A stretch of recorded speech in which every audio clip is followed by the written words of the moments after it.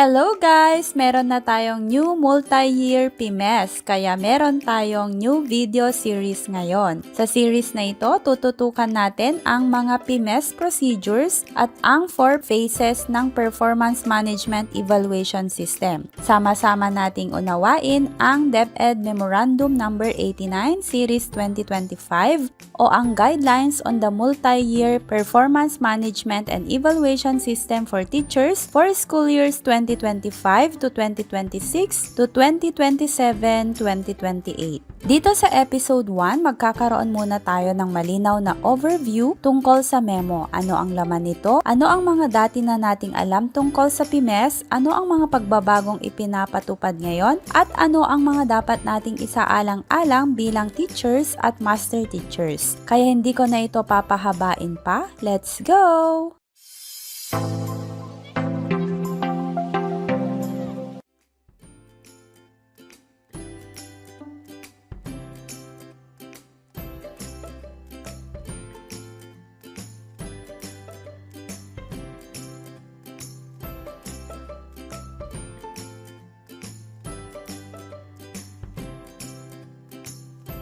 Ngayon, nandito tayo sa DM89 series of 2025. What is this memo all about? Ang memo na ito ay naglalatag ng guidelines para sa 3 taong PMES cycle mula school year 2025 to 2026 hanggang nga sa 2027 to 2028. Sakop nito ang lahat ng 37 PPST indicators na natapos na rin natin nung nakaraang multi-year. Tandaan na wala namang binago sa mga objectives dito. Inayos lang ulit ang pagkakaplat para sa panibagong 3 taon. Ito rin ang magiging reference natin sa IPCRF preparation sa susunod na 3 taon. So who are covered? Sakop ang lahat ng public school elementary and secondary teachers at master teachers, kasama rin ang ALS, madrasa, special needs education at special science teachers. Why teachers need to understand this memo? Una, ito ay guide para sa teachers, raters at approving authorities sa pag-manage at pag-evaluate ng performance natin based sa PPST. Pangalawa, para masigurong maayos ang preparation natin sa assessment. Pangatlo, para planuhin ang ating continuous improvement. At panghuli, para malinaw ang ating roles at expectations sa bagong 3-year cycle. When is the implementation? Actually, ayon dito, nag-umpisa na ito sa first quarter ng school year 2025 to 2026. Nakalagay sa memo na immediate dissemination of this memorandum is desired. Kaya medyo late man, dapat humabol na tayo guys sa implementation. Pirmado ang memo na ito ng ating DepEd Secretary Sani Angara. Okay mga chers, so ngayon naiintindihan na natin ang background ng DM89. Puntahan na natin ang enclosure ng memo, ang guidelines on the multi-year PMES for teachers. Dito natin makikita ang rationale, scope at coverage ulit at malalaman natin kung paano ito direktang nakakaapekto sa ating performance management at evaluation bilang teachers and MTs.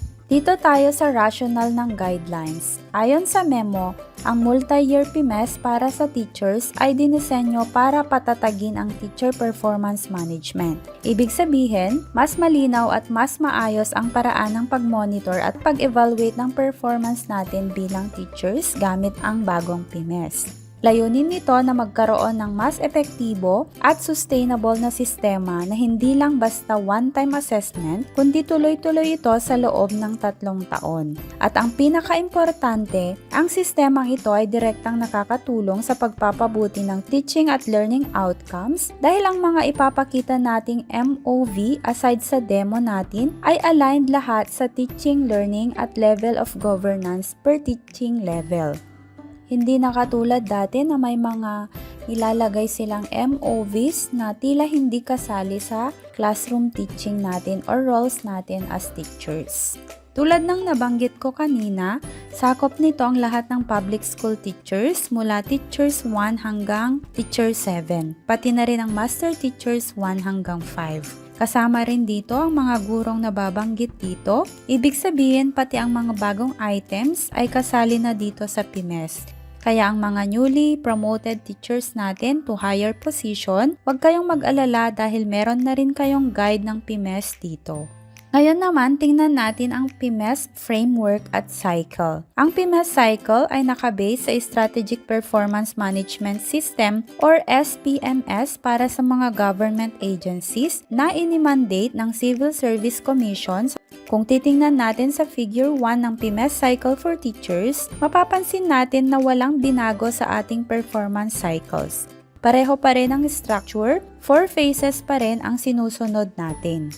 Sa mga bagong teachers, ang IPCRF pala ay nangangahulugang Individual Performance Commitment and Review Form. Ito pa rin ang dating tool na ginagamit para i-capture at i-evaluate ang performance natin bilang teachers, ngunit na-improve lang ito at na-revise based sa nilalaman ng memo na ito, lalo na sa mga target objectives natin sa COI at NCOI. So, ina-expect natin na soon magkakaroon ulit tayo ng bagong IPCRF na automated galing DepEd.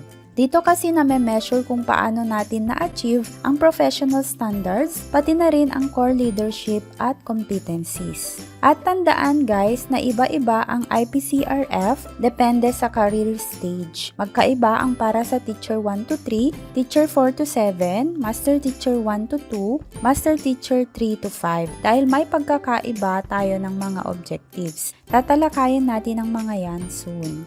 Tingnan natin ang timeline ng PMES cycle at ang bawat phase nito. Phase 1 nagsisimula 1 month bago hanggang 1 month pagkatapos ng official start ng classes. Dito ginagawa ang initial preparation at planning ng activities. Mapapansin natin na medyo nahuli na tayo sa Phase 1. Phase 2, nangyayari ito sa buong school year. Kasama dito ang coaching, mentoring at pag-monitor ng instructional tasks. Phase 3, mid-year, 5 months matapos magsimula ang klase para sa mid-year check and adjustment. So, bale, during the uploading of this video, narito na tayo sa mid-year. And then, performance review and evaluation. Ito ay pagkatapos ng last day ng classes at bago magsimula ang first day ng susunod na school year. Dito nangyayari ang formal review ng ating IPCRF. Phase 4, ito ay nangyayari naman after last day of classes din at before first day ng succeeding school year. Para ito sa paggawa na natin ng development planning based sa ating development needs.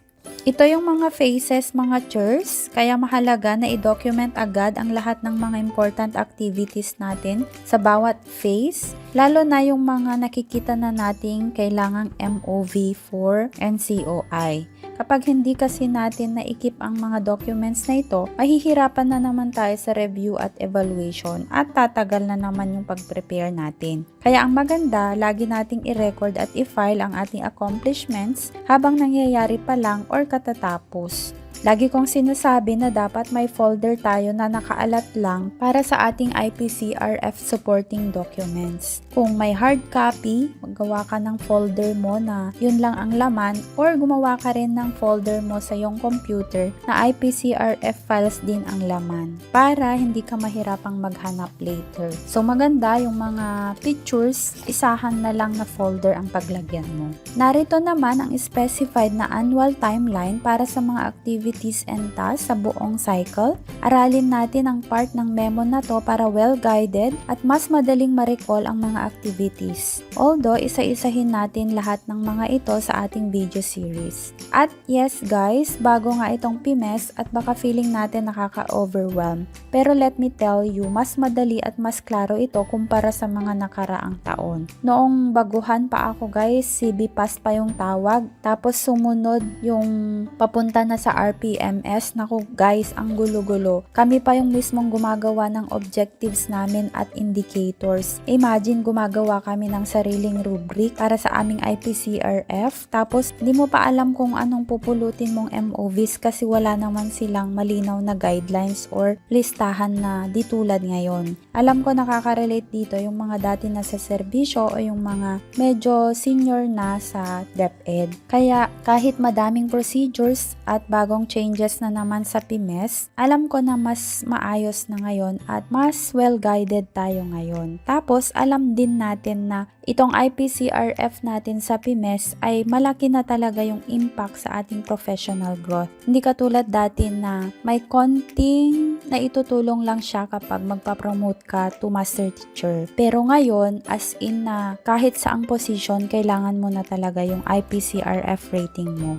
So, kailangan i-maximize natin yung documents na makukuha natin from our teaching and learning activities para ma-present natin as supporting documents sa IPCRF natin para mas mataas din yung rating natin. Kasi nga, malaki yung points ng IPCRF sa ating promotion, even sa reclassification. By the way guys, kung gusto ninyong mas madali or well-guided kayo sa paggawa ng inyong mga PMES documents, meron pala akong PMES Mid-Year Guide 2025 na available para sa inyong mga teachers and master teachers. Mag-PM lang kayo sa ating FB page na Teching Teacher para sa mga detalye at kung paano ito ma-avail. Nandito yung mga ibang samples ng ating product para makita ninyo kung ano ang maa-avail ninyo. Dito na nagtatapos ang ating episode 1, ang ating Getting to Know the DM89 para sa ating new multi-year PMES video series. Abangan ang susunod na episode kung saan tututukan na natin ang Phase 1, Performance Planning and Commitment.